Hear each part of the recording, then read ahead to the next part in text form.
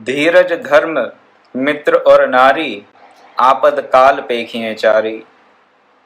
धैर्य का, धर्म का, मित्र का और धर्मपत्नी का, स्त्री का कब पता चलता है? आपदकाल में, संकट के स्थिति में, संकट के समय पर इनकी परीक्षा हो जाती है। हमें धैर्य कितना है, संकट के समय पे ही परीक्षा हो सकती है। सामान्य समय में, अनुकूल परिस्थितियों में तो हर कोई धैर्य धारण किए रहता ही है, और धर्म का भी आचरण अनुकूल परिस्थितियों में करना कोई कठिन कार्य नहीं है। लेकिन हम सही में धैर्य को धारण किए हुए हैं या नहीं, हम सही में धर्मात्मा हैं या नहीं, ये पता चलता है विपत्ति काल में।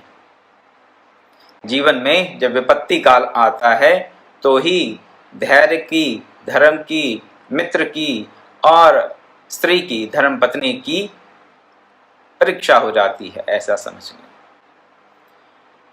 भीष्म पितामह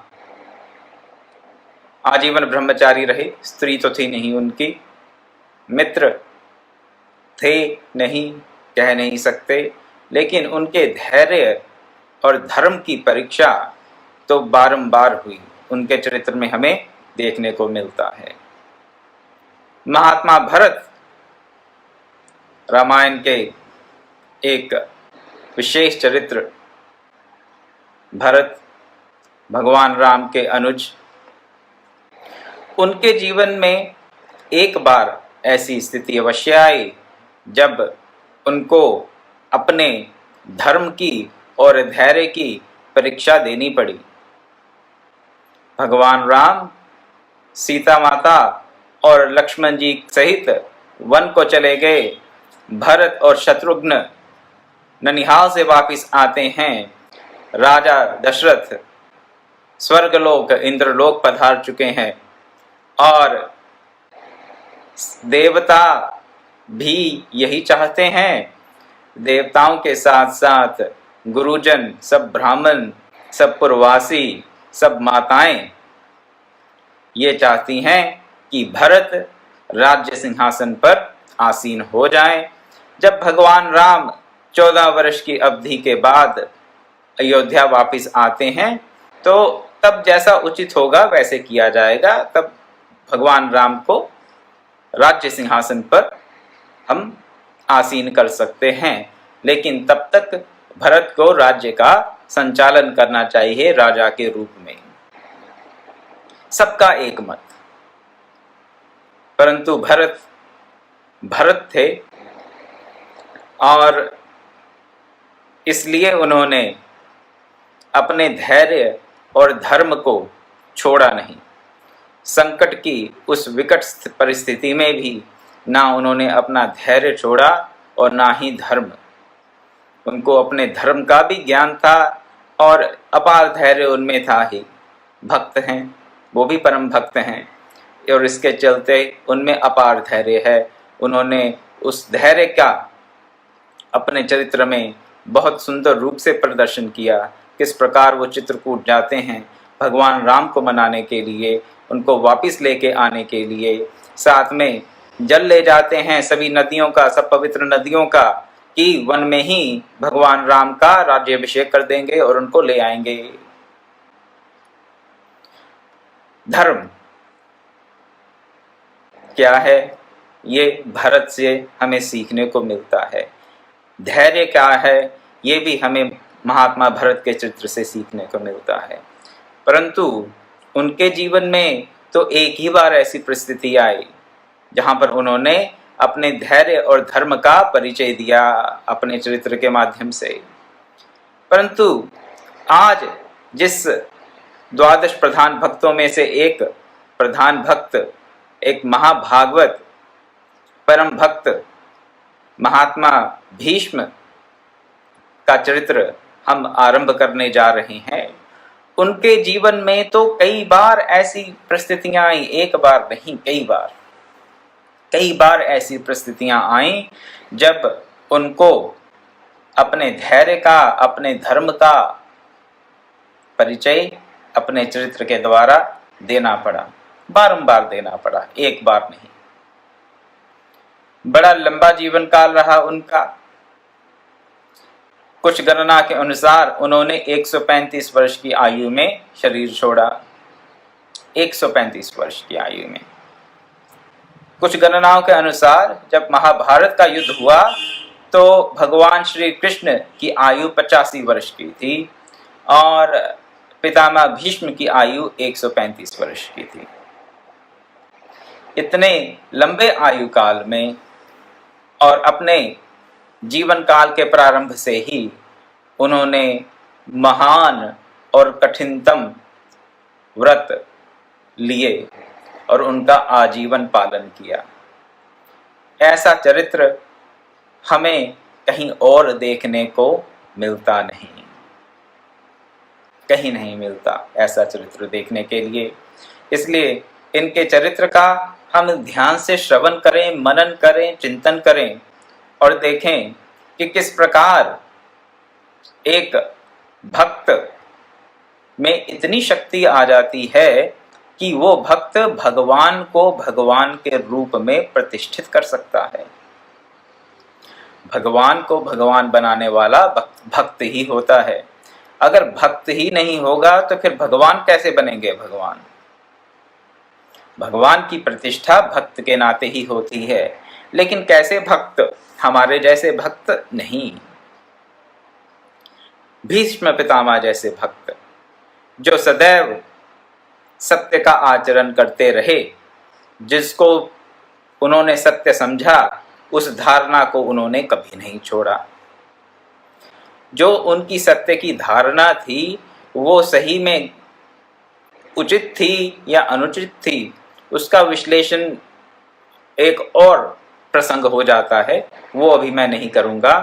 परंतु उन्होंने जिसको सत्य माना उसका कभी परित्याग किया नहीं। ऐसा चरित्र है महात्मा भीष्म का, भीष्म पितामह का। क्या कहते हैं महाभारत के आदि पर्व में अपनी माता सत्यवती को? परित्यजेयं त्रैलोक्यं राज्यं देवेषु वा पुनः यद्वापि अधिकमेताभ्याम नातु सत्यम कथंचन। मैं त्रिलोकी का राज्य छोड़ सकता हूँ, भीष्म पितामह कह रहे हैं अपनी माता को कि मैं त्रिलोकी का राज्य छोड़ सकता हूँ, देवताओं का राज्य भी छोड़ सकता हूँ, और इन दोनों से जो कुछ अगर और भी है अधिक, त्रिलोकी के राज्य से, देवताओं के राज्य से भी ज्यादा कोई इंपॉर्टेंट, ज्यादा पावरफुल कोई पोजीशन है, इससे भी बढ़कर कोई प्राप्ति अगर हो तो मैं उसको भी छोड़ सकता हूँ, परंतु सत्य कभी नहीं छोड़ सकता। सत्य क्यों नहीं छोड़ेंगे? और चाहे जो जाता है चला जाए। परम भागवत, एक परम भक्त का चरित्र। अब अपनी तरफ थोड़ा देख लें, हमारा जीवन चरित्र कैसा है। चलिए थोड़ा बहुत झूठ तो बोलना पड़ता है जी, अब व्यापार करते हैं, ये करते हैं, आजकल तो लाइफस्टाइल ही ऐसा है, झूठ बोलना पड़ता है। थोड़ा बहुत झूठ बोले बगैर तो गुजारा होता नहीं है। हमने जो झूठ बोला उससे किसी का नुकसान नहीं होगा, बस थोड़ा सा ही झूठ बोला है, ऐसा। और भांति भांति के विकल्प ढूंढ लेते हैं हम, सत्य के भांति भांति के विकल्प ढूंढ लेते हैं। लेकिन यहाँ पर भीष्म पितामह कह रहे हैं कि मैं सत्य का परित्याग नहीं करूंगा, चाहे त्रिलोकी का राज्य चला जाए, चाहे देवताओं का राज्य चला जाए, या उससे भी कुछ और बड़ी प्राप्ति मुझे ना हो, मैं सत्य को नहीं छोड़ूंगा। सत्य को ही उन्होंने अपना धर्म माना, और सत्य ही धर्म है और धर्म ही सत्य है, दोनों में कोई अंतर है नहीं। थोड़ा सा विचार करने पर यह निष्कर्ष निकल आता है कि सत्य और धर्म में कोई अंतर है नहीं। तो ये सत्य है क्या? इसके बारे में हमारे शास्त्रों ने हमें संकेत किया है, ऐसी बात नहीं।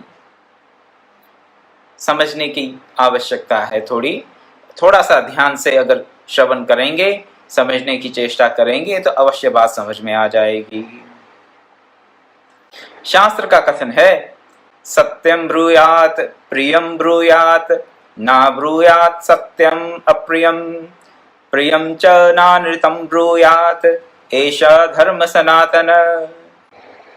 एक श्लोक में सनातन धर्म क्या है और सत्य क्या है उसकी संक्षेप में परिभाषा कर दी गई। सनातन धर्म कहते हैं कि हम सनातन धर्म के अनुयायी हैं, लेकिन वो सनातन धर्म है क्या, क्या हम जानते हैं? उस सनातन धर्म का स्वरूप क्या है, ये श्लोक हमें बताता है। क्या कहता है ये श्लोक हमें? सत्य बोलना चाहिए, प्रिय बोलना चाहिए, सत्य किंतु अप्रिय नहीं बोलना चाहिए। सत्य भी हो और प्रिय भी हो, सत्य और प्रिय दोनों होने चाहिए। सत्य हो और अप्रिय हो तो नहीं बोलना चाहिए, और प्रिय हो परंतु असत्य हो वो तो बोलना ही नहीं चाहिए। दो बातें हैं, सत्य और प्रिय। तो जो बोलें वो सत्य भी हो और प्रिय भी हो। अगर सत्य है और प्रिय नहीं है तो ना बोलें, और अगर प्रिय है और सत्य नहीं है तो भी ना बोलें। यही सनातन धर्म है। सनातन धर्म की एक क्रियान्वित परिभाषा सनातन धर्म को हम कैसे जी सकते हैं, ये श्लोक हमें बता रहा है। जो बोलें वो सत्य भी हो और प्रिय भी हो। अगर सत्य नहीं है और प्रिय है तो भी ना बोलें, और अगर सत्य है और प्रिय नहीं है तो भी ना बोलें। हम कह देते हैं कई बार कि हम तो सत्य बोल देते हैं, हम किसी की परवाह नहीं करते।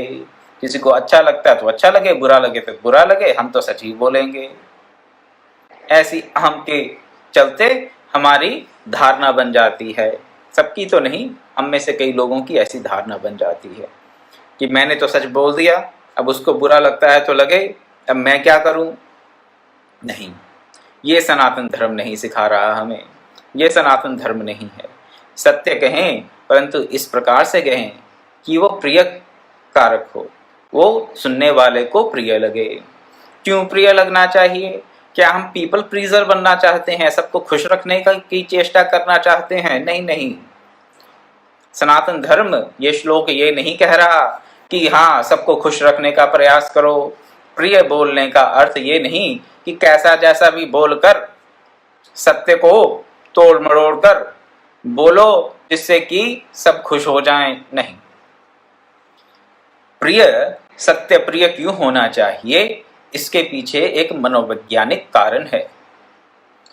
अगर आप सत्य बोलते हैं और सुनने वाले को अप्रिय लगता है, उसके मन को, सुनने वाले को, श्रोता को अगर प्रिय नहीं लगता तो क्या वो उसको धारण कर पाएगा? Will he or she be able to accept that truth? I don't think so. हमारे मन को जो वस्तु अप्रिय लगे, क्या मन उसमें अनुरक्त होगा? क्या हम उसका चयन करेंगे किसी भी अप्रिय वस्तु का? नहीं। मनोविज्ञान और साइकोलॉजी का ये सामान्य सा सिद्धांत है, सिंपल लॉजिक है यहाँ पर, कि मन को जो अच्छी नहीं लगेगी चीज, मन उसकी तरफ जाएगा नहीं। तो जब हम सत्य बोल देते हैं लेकिन प्रिय नहीं है तो वो कल्याणकारी नहीं हो सकता। कल्याणकारी क्यों नहीं होगा? क्योंकि जो सुनेगा वो उससे दूर भागेगा। तो आपका या मेरा वैसा सत्य बोलना जो अप्रिय कर हो, अप्रिय लगे सुनने वाले को, उससे तो हम उसको सत्य के मार्ग से दूर धकेल रहे हैं। हम वैसा सत्य बोलकर उसका कल्याण नहीं कर रहे, परंतु उससे उल्टा ही हो रहा है। वस्तुतः हम उसको उसके कल्याण के मार्ग से दूर भगा रहे हैं। क्योंकि अब श्रोता के मन में ये धारणा बन जाएगी कि ये जो सत्य है, इस व्यक्ति ने जो कहा, ये तो मेरे मन को अच्छा लगा नहीं, इसलिए ये मेरा मार्ग हो नहीं सकता। तो सत्य भी बोलें और प्रिय भी बोलें, लोगों को खुश करने के लिए नहीं, लोगों को जिसके प्रति सत्य का हम भाषण कर रहे हैं उसको सत्य प्रिय लगना चाहिए, इसलिए ताकि वो उस सत्य को अपने जीवन में धारण कर सके। इसलिए, केवल और केवल इसलिए सत्य प्रिय लगे, इसलिए सत्य को तोड़ मरोड़ के पेश करें, ऐसा भी नहीं कहा जा रहा यहाँ पर कि ट्रुथ के साथ थोड़ा कॉम्प्रोमाइज कर लें ताकि सुनने वाले को बुरा ना लगे। नहीं, ये बात भी नहीं है। यहाँ पर कॉम्प्रोमाइज नहीं करना है। ये नहीं कि 80% सत्य बोल दिया, 20% चलो थोड़ा बहुत इधर उधर से बात को गोलमोल करके बोल देते हैं, समझ आ गया तो ठीक है, लेकिन अगले को बुरा तो नहीं लगेगा। नहीं समझ आएगा तो फिर उसका जो भी कहेंगे हम, हिज फेट, उसकी किस्मत, उसका भाग्य, उसका प्रारब्ध। नहीं, ये बात नहीं है। सत्य पर भी किसी प्रकार का हमें कॉम्प्रोमाइज नहीं करना, किसी प्रकार का हमें वहां पर कॉम्प्रोमाइज नहीं करना है सत्य के साथ। सत्य पूर्ण रूप से बोलें, सत्य इस प्रकार से बोलें जैसा कि अपने आप को समझ आ रहा हो, जैसी हमारी समझ हो, जैसा हमारे मन में हो वैसा ही बोलें, परंतु प्रियकर होना चाहिए सुनने वाले को। इसी सिद्धांत को गीता के 17वें अध्याय के 15वें श्लोक में भगवान श्री कृष्ण ने भी समझाया। क्या कहते हैं? तप की व्याख्या करते हैं, और वांग में तप क्या है, वाणी का तप क्या है, उसके संदर्भ में एक श्लोक गीता के 17वें अध्याय का 15वां श्लोक है ये। अनुद्वेकरम वाक्यम सत्यम प्रियतम च यत् स्वाध्याय भसनम चैव वाङ्मयं तप उच्यते। अनुद्वेगकरम वाक्यम सत्यम प्रियहितम च यत्। यहाँ पर क्या बोलना चाहिए और जो बोल रहे हैं उसकी क्या क्या क्वालिटीज होनी चाहिए? 4 क्वालिटीज, हाँ 1 2 4 क्वालिटीज होनी चाहिए, वो गिना दी इन्होंने। पहली बता दी अनुद्वेगकरम, अनुद्वेग कर हो कि जिससे सुन के सुनने वाले के मन में उद्वेग ना हो, फिर सत्य भी हो, फिर प्रिय भी हो, और फिर हितकारी भी हो, हितकारक हो। अनुद्वेग कर, सत्य, प्रिय और हितकर। तो सुनकर उद्वेग पैदा ना हो, मन में किसी प्रकार की उलझन पैदा ना हो, किसी प्रकार का मन में द्वेष ना आए, अनुद्वेग कर होना चाहिए। उसके साथ साथ जो बोलें वो सत्य तो हो ही, हमने जैसा समझा है वैसा ही बोलें, जैसी हमारी समझ में है अगर वो बोलते हैं तो वो सत्य है। प्रिय हो, अब अनुद्वेग कर है इसका अर्थ ये नहीं लगा सकते कि स्वतः ही प्रिय होगा। हो सकता है कि सुन के मन में खलबली ना मचे, परंतु वो सुने और प्रिय लगे, ये आवश्यक तो नहीं है। अनुद्वेग कर हो और साथ ही साथ प्रिय भी हो। न्यूट्रल है, मान लीजिए अगर कह दें कि न्यूट्रल है, सामान्य रूप से बोल दिया, ना तो मन में उद्वेग हुआ और ना ही मन को प्रिय लगा, वैसा भी सत्य नहीं कहा गया। सत्य तो हो गया लेकिन वांग में तप नहीं होगा। अनुद्वेग कर हो, सत्य हो, प्रिय लगे और हितकारक भी हो, सुनने वाले का हित भी हो। 4 बातें, अनुद्वेग कर, सत्य, प्रिय और हितकारक, चारों बातें होंगी तो जो हम बोल रहे हैं वो हमारी वाणी का तप होगा। और इन चारों में से अगर एक भी बात मिसिंग है, एक भी बात हमने छोड़ दी, कैसे हमारा जो वाक्य है वो अनुद्वेग कर है, सुनने वाले के मन में उद्वेग पैदा नहीं करता, सत्य भी है, प्रिय भी है, परंतु हित नहीं करता, तो वो वाणी का तप नहीं है। सत्य भी है, प्रिय भी लगे, प्रिय लगने के साथ साथ अनुद्वेग भी, उद्वेग भी पैदा कर दे मन में, फिर भी बात नहीं बनेगी। प्रिय भी है, हितकारक भी है, मन में उद्वेग भी पैदा नहीं करता, अगर सत्य नहीं है तो भी बात नहीं बनेगी। तो अगर हम सही में तप करना चाहते हैं, सत्य का तप, वाणी का तप अगर करना चाहते हैं, तो ये 4 बातें, हमारे मुख से निकलने वाली कोई भी पंक्ति, कोई भी वाक्य, कुछ भी लिखते हैं, एक भी अगर पंक्ति लिखते हैं, कुछ भी बोलते हैं, एक भी अगर वाक्य बोलते हैं, तो उनमें ये चारों क्वालिटीज होनी चाहिए, ये चारों गुण उसमें होने चाहिए, तो फिर हम वाणी का तप कर रहे हैं। तो ये जो हमारा कई बार धारणा बन जाती है कि हम तो सत्य बोलेंगे, सुनने वाले को अच्छा लगता है, लगे, नहीं लगता तो ना लगे, हमने ठेका ले रखा है। क्यों नहीं ले रखा? आपने ठेका ले रखा है। अगर वाणी का तप करना है तो आपने इसका ठेका ले रखा है। अगर तप नहीं करना है तो फिर ठीक है, आप जो मर्जी करें, उसमें हम कुछ कह नहीं सकते। अगर शास्त्र के अनुसार, गीता के अनुसार, भगवान कृष्ण के बताए हुए मार्ग के अनुसार जीवन जीना है और वाणी का तप करना है, तो ये चारों बातें अपनी वाणी में, अपनी लेखनी में होनी ही चाहिए। कौन सी 4 बातें? एक बार फिर से बता देता हूं। हम जो कहें उसको सुन के किसी के मन में उद्वेग ना हो, उद्वेग ना हो, माइंड डिस्टर्ब ना हो, जिसे कह देते हैं आजकल। जो कहें उससे सुनकर किसी का माइंड डिस्टर्ब ना हो, जो कहें वो सत्य हो। सत्य क्या? जैसा समझते हैं वैसा ही कहें। जैसा समझते हैं उसका 90% नहीं चलेगा, जैसा समझते हैं उसका 99% भी नहीं चलेगा, जैसा समझते हैं उसको 100% वैसा कहें तो सत्य है। 99% वाला चक्कर नहीं है यहाँ पर, 60-80% वाला तो है ही नहीं।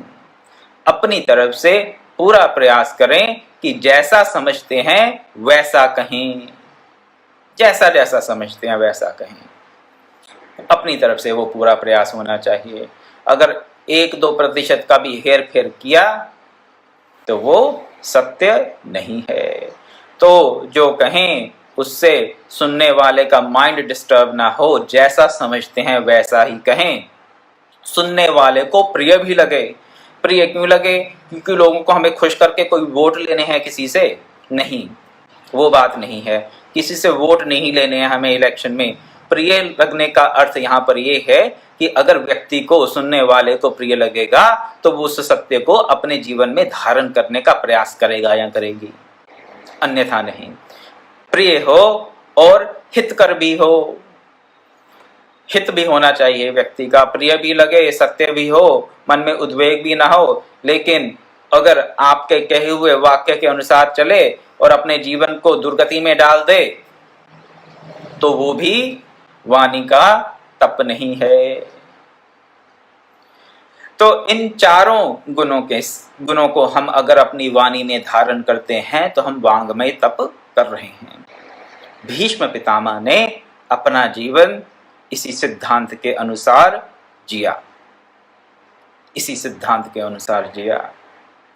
सत्य को धारण किया उन्होंने अपने जीवन में, सत्य का कभी भी परित्याग नहीं किया, 1 मिनट के लिए भी नहीं किया, किसी एक अवसर पर भी नहीं किया। महान से महान विपत्तियों को उन्होंने सहा, महान से महान विपत्तियों को उन्होंने देखा अपने जीवन में, परंतु सत्य का कभी परित्याग नहीं किया। तो ऐसे तपोमय जीवन जीने वाले भगवत जन ही भगवान को भगवान के पद पर प्रतिष्ठित करने का अधिकार प्राप्त कर लेते हैं। ये कब कहा पितामह भीष्म ने कि मैं सत्य को नहीं छोड़ सकता, त्रिलोकी का राज्य छोड़ सकता हूं, त्रिलोकी का राज्य छोड़ सकता हूं, देवताओं का भी राज्य छोड़ सकता हूं, उससे भी कोई बड़ी उपलब्धि होने वाली हो तो उसका भी परित्याग कर सकता हूं, लेकिन सत्य को नहीं छोड़ सकता। जब शांतनु जी ने विवाह किया सत्यवती से, और सत्यवती के साथ विवाह के लिए सत्यवती के पिता ने क्या शर्त रखी कि सत्यवती की संतान ही कुरुकुल के सिंहासन पे बैठेगी। पितामह भीष्म, जिनका तब नाम देवव्रत था, देवव्रत की संतान नहीं बैठेगी कुरुकुल के सिंहासन पर। तो राजा बनेगा तो वो सत्यवती का पुत्र ही होगा। उस वक्त उन्होंने आजीवन ब्रह्मचर्य की जो भीष्म प्रतिज्ञा की, जिसके चलते उनका नाम भीष्म पड़ गया, देवव्रत का नाम भीष्म पड़ गया, उसको निभाने के लिए उन्होंने कई प्रकार के संकट सहे। बाद में सत्यवती के पुत्र बिना किसी पुत्र को उत्पन्न किए ही अपनी जीवन लीला को समाप्त कर लेते हैं, और राज सिंहासन पर बैठने वाला कोई भी बालक अब कुल में है नहीं। सत्यवती उस वक्त अपने पुत्र भीष्म को कहती हैं कि अपनी प्रतिज्ञा तोड़ दो, महान संकट की स्थिति है यहाँ पर। अभी क्या संकट आ गया कि राज्य का कोई भी उत्तराधिकारी नहीं है। महान संकट की स्थिति है, राज्य का एक भी उत्तराधिकारी नहीं है। इसलिए ये जो तुमने प्रतिज्ञा कर रखी है आजीवन ब्रह्मचर्य की, उसका परित्याग कर दो। अब इसका कोई अर्थ नहीं रह गया। क्यों प्रतिज्ञा क्यों करी थी? प्रतिज्ञा इसलिए करी थी कि सत्यवती की संतानें ही राजा बने। अब सत्यवती की जब कोई संतान ही नहीं है जो कि राज सिंहासन पर बैठ सके, फिर ये लॉजिक ये है, तर्क ये है कि देवव्रत ने आजीवन ब्रह्मचर्य की प्रतिज्ञा की किस लिए? ताकि सत्यवती की संतानें ही राजा बने, कुरुकुल का राज्यभार संभालें, उत्तराधिकार मिले उन्हीं को केवल, देवव्रत की संतानों को नहीं। अब सत्यवती की संतानों में से कोई भी ऐसा नहीं है, संतान ही नहीं बची, कोई उत्तराधिकारी नहीं है। तो क्या अब भीष्म को अपनी प्रतिज्ञा तोड़कर राज्य के लिए, राज्य संचालन के लिए, कुल के वृद्धि के लिए अपने ब्रह्मचर्य की प्रतिज्ञा को तोड़कर संतान उत्पत्ति क्यों ना करें? वो किसी भी प्रकार के शास्त्र के अनुसार इसको अनुचित नहीं कहा जा सकता था। परंतु महात्मा भीष्म थे, वो सत्य को जैसा समझते थे, जैसी उनकी सत्य की धारणा थी, उनको वो छोड़ना नहीं चाहते थे। धीरज धर्म मित्र और नारी, आपतकाल पेखिए चारी। आपतकाल आया यहाँ पर, ये तो केवल एक आपतकाल आया है। अब आगे आगे भगवत कृपा रही, गुरु कृपा रही तो आपको और कई उदाहरण दिए जाएंगे जहां भीष्म जी के जीवन में विपत्ति का काल आता है, और हर प्रकार से यही लगता है कि भीष्म जी को ऐसा नहीं ऐसा करना चाहिए था। हम लोग भी कह देते हैं कि भीष्म जी को ऐसा नहीं ऐसा करना चाहिए था, ये उन्होंने ठीक नहीं किया, ऐसा कर लेते। क्या एक और उदाहरण देता हूं कि कौरवों के पक्ष में क्यों लड़े, पांडवों के पक्ष में लड़ना चाहिए था भीष्म पितामह को। सत्य की तरफ होते, असत्य की तरफ क्यों थे?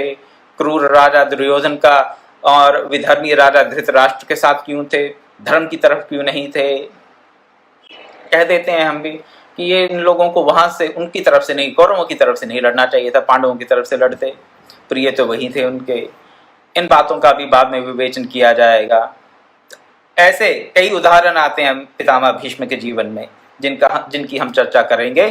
परंतु अब यहाँ पर ये विपत्ति काल कि कुरुकुल में कोई भी उत्तराधिकारी नहीं है, और केवल भीष्म पितामह अगर अपना ये ब्रह्मचर्य व्रत तोड़ दें तो कुरुकुल के लिए संतान उत्पन्न कर सकते हैं।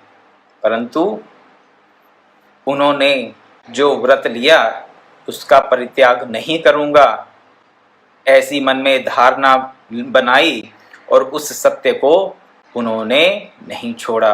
अंततः क्या होता है, एक ब्रह्मचारी अपने ब्रह्मचर्य को नहीं त्याग करता और सत्यवती का ही एक अन्य परम तेजस्वी पुत्र महर्षि वेदव्यास वो आकर संतान की उत्पत्ति करते हैं, जिससे कि कुरुकुल में उत्तराधिकारी उत्पन्न हो जाते हैं। कुरुकुल की अगली जनरेशन, अगली पीढ़ी उत्पन्न होती है। तो महात्मा भीष्म की सत्य के प्रति जो अपार निष्ठा हमें देखने को मिलती है, वो शायद ही किसी और भगवत चरित्र में हमें, किसी परम भागवत के चरित्र में हमें देखने को मिले। इसी चर्चा को आगे बढ़ाएंगे, देखेंगे कि पितामह भीष्म ने और किस किस प्रकार से सत्य को और धर्म को अपने जीवन में धारण करके रखा और कैसे कैसे उन प्रसंगों से हम सत्य को और धर्म को अपने जीवन में धारण करने की प्रेरणा ले सकते हैं। इन बातों की चर्चा करेंगे। आज मैं अपनी वाणी को यहीं विराम देता हूँ। आशा करता हूँ कि भगवत गीता के 17वें अध्याय का जो 15वां श्लोक है, बाकी कुछ नहीं भी याद रहे, पल्ले पड़े, तो गीता के 17वें अध्याय के 15वें श्लोक का एक बार फिर से अध्ययन कर लीजिएगा। किस प्रकार की वाणी बोलें जिससे कि हमारी जो वाणी है वो तपोमय हो। अनुद्वेगकरं वाक्यम सत्यम प्रियम हितम च यत्। ओम पूर्णमदः पूर्णमिदं पूर्णात् पूर्णमुदच्यते पूर्णस्य पूर्णमादाय पूर्णमेवावशिष्यते। ओम शांति शांति शांति। हरि ओम तत्सत्।